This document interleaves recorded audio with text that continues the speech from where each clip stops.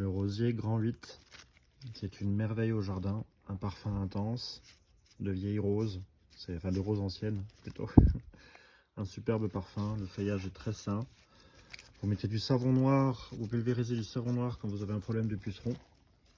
Le rosier adore ça. Et pour faire les confitures de pétales de rose ou bien les sirops à la rose, vous prenez des bonnes variétés anciennes de rose parfumée et ça vous donne donc une confiture de pétales de rose ou un sirop à la rose très réussi. Et moi souvent je prends les pétales aussi pour les mettre dans les salades. Moi je fais une laitue, je fais une vinaigrette et je mets mes fleurs dedans, dont des pétales de rose.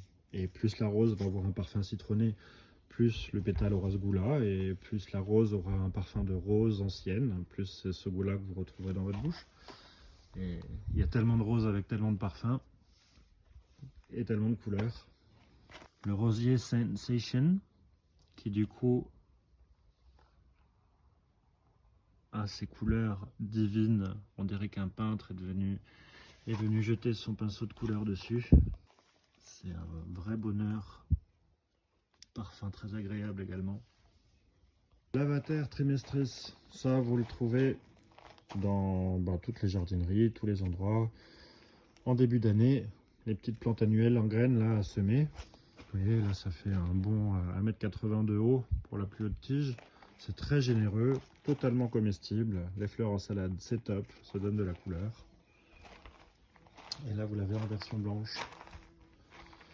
Et moi ce que j'aime bien aussi, c'est mettre les capucines dans les salades. Elles ont un bon petit goût de radis noir, un peu piquant.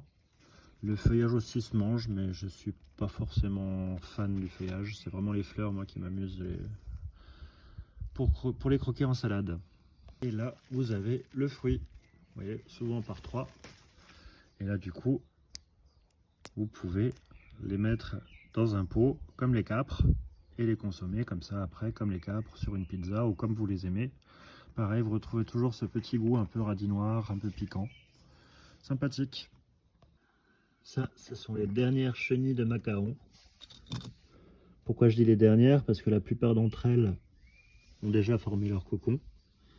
Et là, du coup, elles sont en train de dévorer le persil frisé, mais c'est tellement magnifique. Le papillon est tellement